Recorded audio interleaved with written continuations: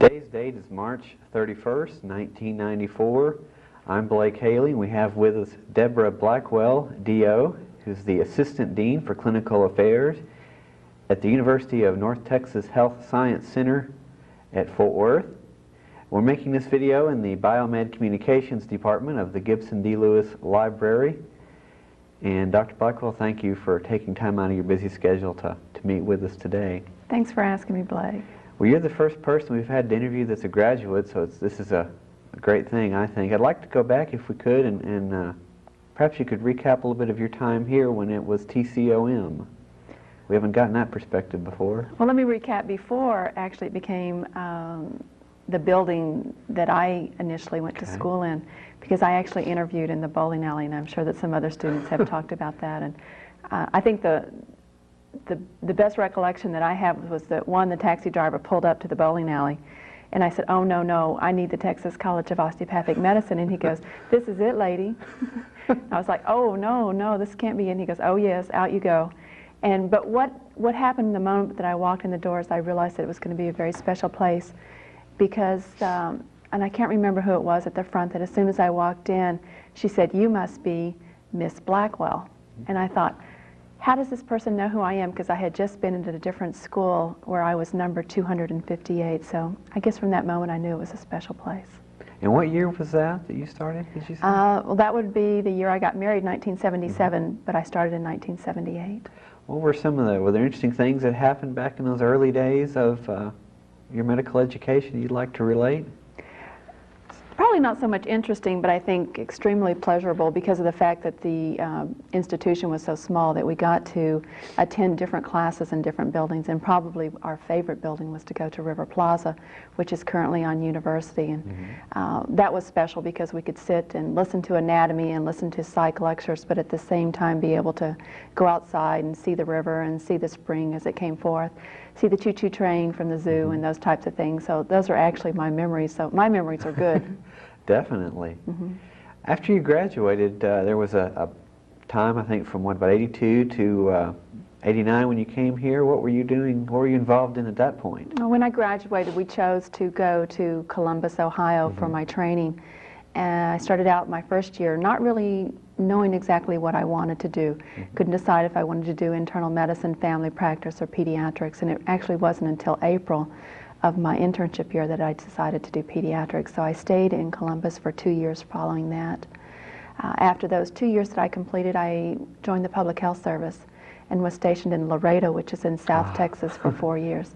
And that itself was quite an adventure. What were some of the things that went on while you were in Laredo? Any interesting adventures you have that you could relate to us? Well, probably the most exciting thing for me is that I learned to speak Spanish, because none of my patients spoke English. None of the nurses I worked with spoke English. I would go to staff meetings at the hospital and they would be speaking in Spanish, and then all of a sudden they would realize that I was probably the only non-Spanish speaking person in the room, and so they were actually very polite and would go, "Oh, by the way, we just said this, this, and this." So that was interesting. So you learned Spanish by fire, I guess, kind of. Spanish by fire, absolutely. What got you interested in coming back to TCOM? How did you get hooked up back here again? Well, actually, surprisingly, as soon as I finished my residency, I had been in contact with the school, hoping that they would have another position open in the Department of Pediatrics. I was at actually the end of I had a 2-year commitment to the Public Health Service, and then opted for an additional 2 years. And I was trying to decide if that's really what I wanted to do, and I called the school and see if there were any positions, and lo and behold, there was. So I applied and was accepted. And that was back in '89, right? Right. And then what are some of the other activities you've been involved in here? I know you have a connection with the Osteopathic Medical Center of Texas. Could you go into a little bit of that? Well, as of January of this year, I was appointed one Assistant Dean for Clinical Affairs, and my major duty for that is the Director of Medical Education at the Osteopathic Facility, which is at this point in time still our base institution for our students and our other teaching services.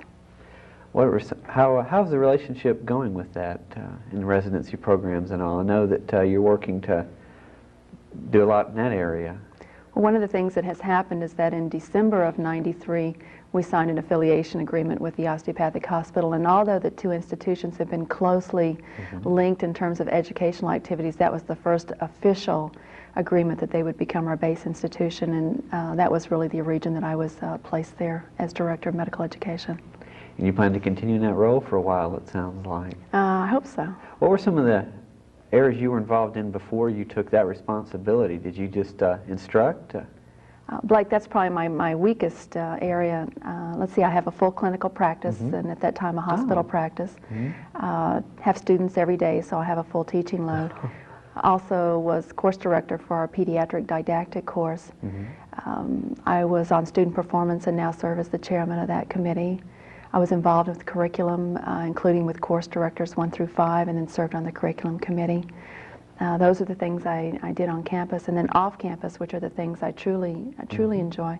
Currently serve as chairman of the TRACS organization. I serve on the advisory board. Exactly? The TRACS organization is a Texas Department of Health organization that follows extreme premature babies as they go through the first 3 years of life, looking for and hoping to avert problems with developmental assessment and those types of issues. Oh, very fascinating. And you said, I interrupted you, sorry about that, but you said another committee you were involved in, organization. What was another fun area that I am on the advisory committee for CIDC, which stands for Chronically Ill and Disabled Children. And what we do is we're so much a consumers group that helps CIDC make policy guidelines, and that's a really exciting part. I was also involved with TCYC, which is Tarrant County Youth Collaboration, which is a wonderful agency in town that really looks at all the different agencies helping children go through different problems and different assessments. You do have a full load, it sounds like, along with your teaching and administrative duties, it sounds like. Yes, a full load. Do you do much research, or do you plan to do any in the near future? It's probably one of the areas that I've not been involved in, and I suspect because I've been so involved with the community in terms of looking at those areas. We're currently hoping to try to start some hyperbaric programs with children, and then looking at other assessments with otitis media and some other children's issues. Do you have any plans for the connection with the hospital and the school? Do you have some areas you'd like to see grow in that respect? Well, currently what's occurring is that we're starting a new neurosurgical residency, which will probably start in 1995, and I think that's one of the basics. As we recruited an excellent neurosurgeon, that he has then now had the vision to try to develop neurosurgical programs for our profession. So I foresee that programs like that will continue to be developed in the future. I'd like to move, if we could, into some questions, I guess opinion you might say, and you were here back in '89, so you've seen the transformation of TCOM becoming the UNT Health Science Center.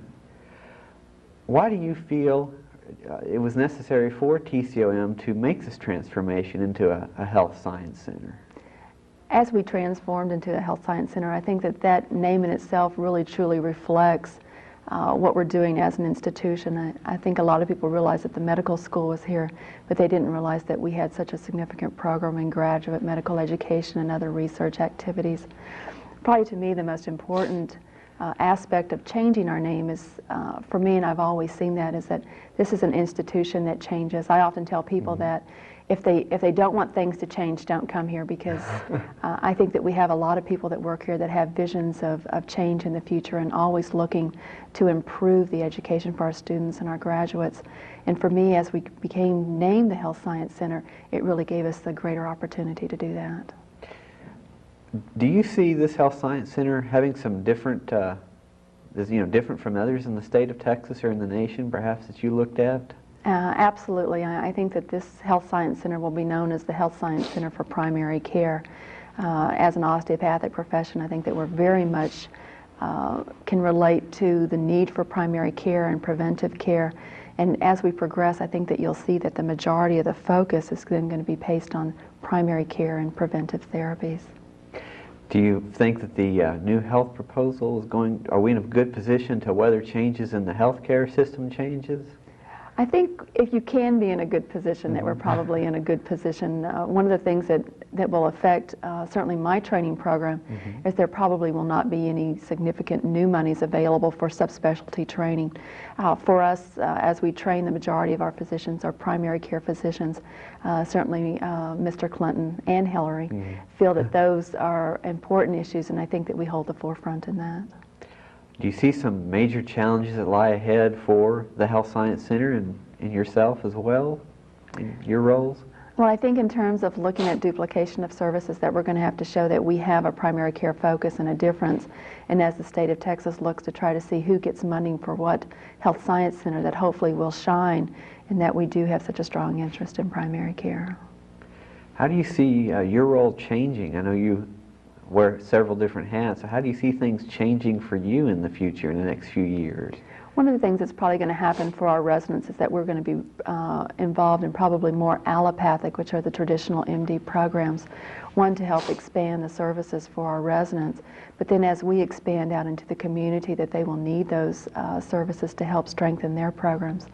As we were named the Health Science Center, and certainly with our current leadership, I think we're starting to become a leader in the community, and then we'll be the forefront of those training programs. Do you see some need for more community support? I know you're involved in a lot of community-related activities. Do you see more community support needed for the school? I think the school needs to provide more community support, only because most community boards and those types of agencies are always looking for people with healthcare related issues, and certainly the leadership qualities to help bring those committees to their best fruition. When we look in terms of the community at a large, though, I think that they'll find that the Health Science Center will then become a proponent for them as they look at changes that they need to make in the 90s as we go on to the 21st century. I'm just curious, how do you think, how are all the other graduates you know reacting to this name change? Is everybody pretty positive about the way things are moving? I think there was probably some initial confusion as to terms of where's TCOM, you know, if it's always been TCOM, why are we changing it? And a lot of people are just not realizing the fact that TCOM is still housed under the larger name of the Health Science Center. I foresee that as they become more aware of that the changes that they anticipate are really not going to occur, and that we're really going to stay an osteopathic facility and we're going to stay a primary care facility, that then they'll appreciate the name changes as we're all learning to do. We've covered quite a bit of ground in a short amount of time. Are there some areas that you would like to go into that we haven't mentioned? And some other interests that you have, or programs you're going to be working on? I don't think so, Blake. I just hope that as we continue to recruit more physicians, that they become more involved in the community, because I think that's a huge need. And certainly as that develops, then the community becomes more aware of where our focus is and the quality of physicians that we're producing.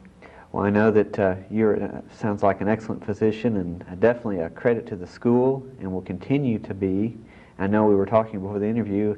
It would be interesting to note how many other graduates have come back to work here and so forth, and it has been indeed a pleasure to have you as one of our guests. And I do thank you for taking the time out to do this, and I hope that we'll get to run into you again, and again, the school owes you a lot for coming here and continuing on. Thank you very much. Thank you, Blake. And with that, we'll bring to a close this interview. Thank you.